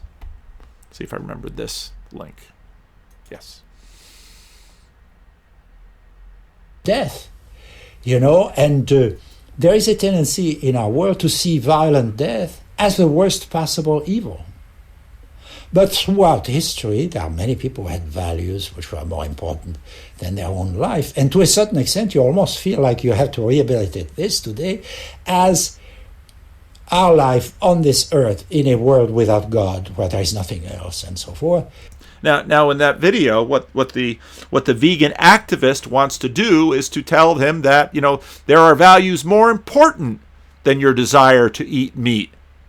You castrate, you, as C.S. Lewis says in The Abolition of Man, you castrate the gelding and then bid them to produce. You've given him no reason to do this. Becomes the one exclusive value and so forth. People didn't feel that way. They felt that it was better to kill people with a sword and be finished with it in 2 minutes than to deliver them into hell by allowing the Albigensian heresy to take over their souls. So killing their body, which would resurrect anyway, since they really believed in the resurrection, was the lesser evil, was the good sacrifice. Today we don't admit that anymore, and we are right. But we have to try to understand them. We are the first to regard violence the way we do. They were still partly, they had one of their 2 feet in the previous world. Now again, if we would look at rationality rules, it would be rational to, well, what do we have to do with those who are putting the planet at risk with their behaviors? Well, get them off the planet. But, well, what's the minimum amount of violence that we can tolerate?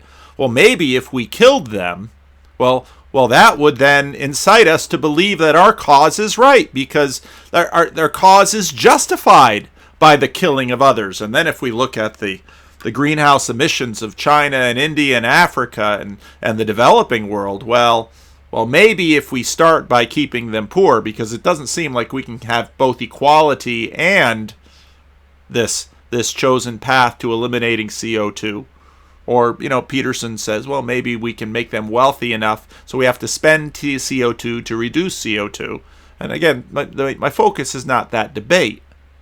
But the point is, what does rationality require? Because what we bump into is that, in fact, the same thing we always bump into when dealing with human beings is other people's hearts. We can't change other people's hearts. And so, why violence? We do violence in order to stop other people. That's what we do. But why can we no longer brag about our violence today? Well, it's because of Christ. Today, for instance, you have the discussions between Muslims and Christians, which in my way are very weird, because Christians see themselves as totally guilty toward the Muslim because they've been violent to the Muslim. Okay, and this is true. And they are guilty from a Christian point of view. But they are certainly not guilty from a Muslim point of view, since the Muslims are supposed to spread the Muslim faith through the sword. There is no doubt of that. Today, it's not said anymore because everything is becoming Christian in a certain way. But through the sword is an absolute obligation. And there was no St. Paul in the spread of the Muslim world. It wasn't done through convincing, people, little people and so forth to become Christian. It was done through the sword by the fastest and the greatest military conquest the world has ever known. But in discussions between Muslims and Christians, it goes without saying that you will never talk about that.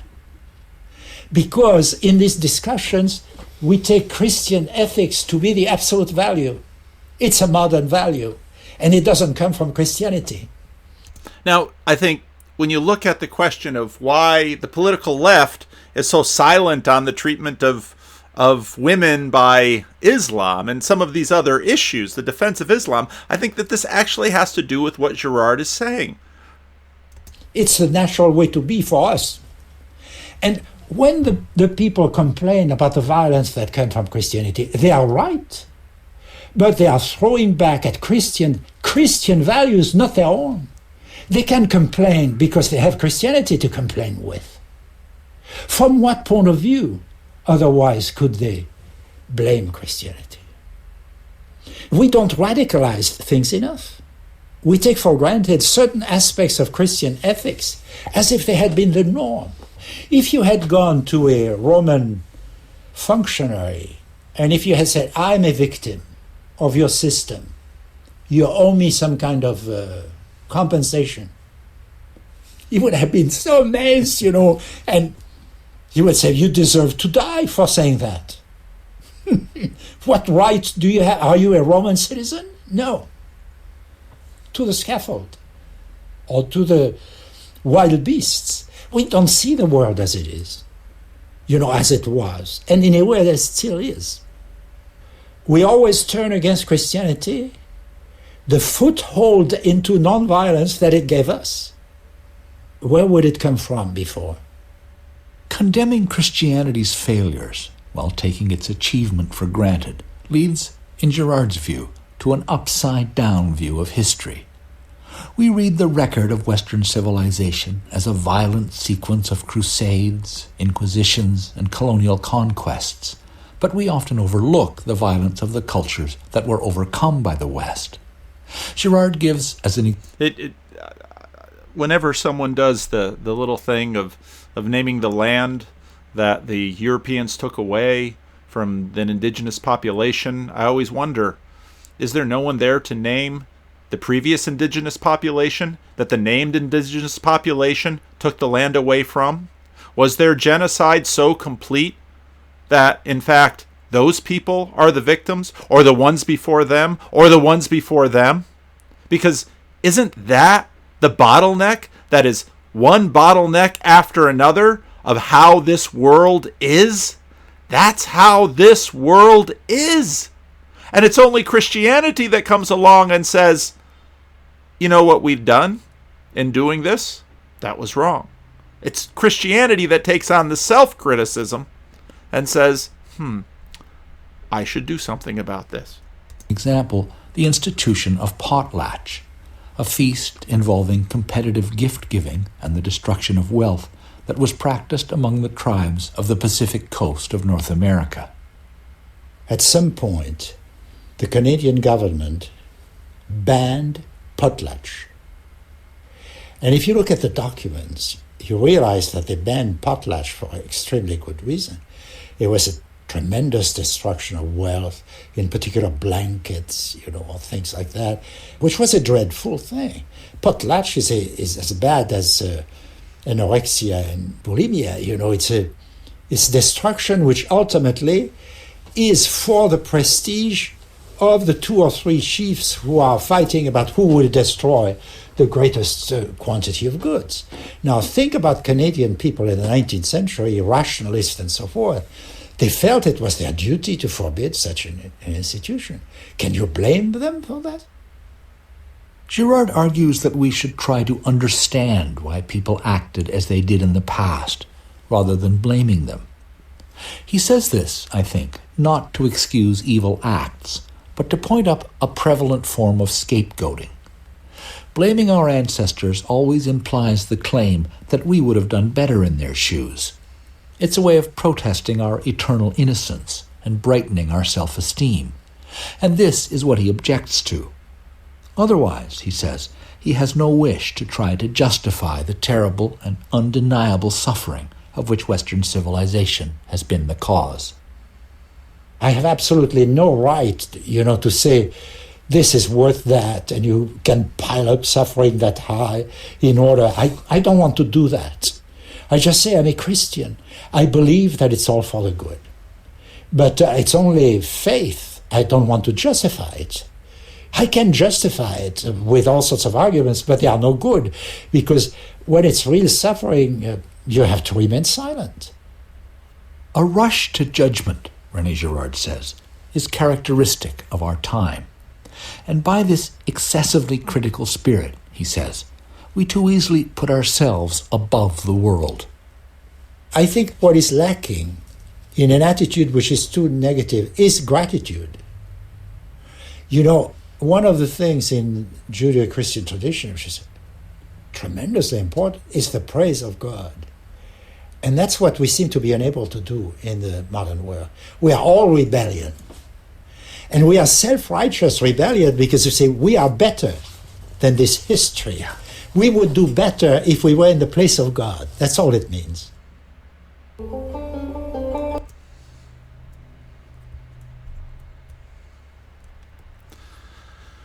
Rationality towards what end? The thesis of this video is we should talk. The assumption behind this video, ironically, are deeply Christian, which is why Peterson, when he talked to Dillahunty and Harris, says, there's a lot of Christianity in you. Now, what if killing is a feature and not a bug? What does that say about us? Thiel gets this from Girard. He notes it when he gives it. We want to know the minimum violence necessary. Necessary for what? But it's not the minimum violence of the minimum violence that I will endure for the sake of the other. That's not what we're asking. The minimum violence that I have to do in order to pursue and achieve my goal. So, I'll be dead one day, says the young man, so the government has to fix it. I eat meat. I choose my own hierarchy, and that hierarchy goes above whatever other agenda you might bring to me. Do we save the world by making the developing world our victim or scapegoat? Do we not see how this is simply the Roman way? But what of the man that René Girard speaks? Because Jesus defeats the Roman Empire, but he does so in a way that all of us recoil from. Because it's not the way of the Life of Brian Judean's People's Front. It's not the way that everyone in Jesus' culture war was imagining Jesus should conquer with, because the kingdom of Satan always conquers in only one way. Jesus' way is an unthinkable way. Jesus' way is not afraid of bottlenecks, because the bottleneck is clear. Jesus in the garden says, if anybody's blood is going to be shed, it's going to be mine. I will be the victim. I will be the innocent victim. You will kill me, and by my stripes you will be healed. Living in an atomic age, what kind of a world did you think you were living in? For really, the naturalistic conclusion is unbelievable. If science teaches us that our own minds are chance arrangements of atoms, there must be some mistake. Because if that was so, then the sciences themselves would be chance arrangements of atoms, and we should have no reason for believing in them. There's only one way to avoid this deadlock. We must go back to a much earlier view. We must simply accept it that we are spirits, free and rational beings inhabiting an irrational universe, and must draw the conclusion that we are not derived from it. We are strangers here. We come from somewhere else. Nature is not the only thing that exists. There is another world, and that is where we come from. All that we say about nature, red in tooth and claw, about death and time, and our half-bashful attitude toward our own bodies, is quite inexplicable on the theory that we're simply natural creatures. If this world is the only world, how did we come to find its laws so dreadful or so comic? If there is no straight line elsewhere, how did we discover that nature's line is crooked? What then is nature? And how did we come to be imprisoned in a system so alien to us? Oddly enough, the question becomes much less sinister the moment one realizes that nature's not all. No, mistaken for our mother, she's terrifying. But if she's only our sister, if she and we have a common creator, then the situation is quite tolerable. Nature is indeed a rough playfellow. There are elements of evil in her. Oh, to explain that would carry us far back. I should have to speak of powers and principalities, and all that would seem to a modern person most mythological. But this is not the place, nor do these questions come first. It is enough to say here that nature, like us, is alienated from her creator, though in her, as in us, gleams of the old beauty remain. It is our business to live by our own law, not by hers, to follow in private and in public life the law of love and temperance, even when they seem to be suicidal. And not the law of competition and grab, even when they seem to be necessary for our survival. For it is part of our spiritual law never to put survival first. we must resolutely train ourselves to feel that the survival of man on this earth is not worth having unless it can be had by honorable and merciful means.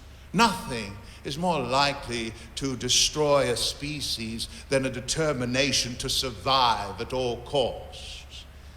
Those who care for something else more than civilization are the only people by whom civilization is at all likely to be preserved. Those who want heaven most have served earth best. On Living in an Atomic Age by C.S. Lewis.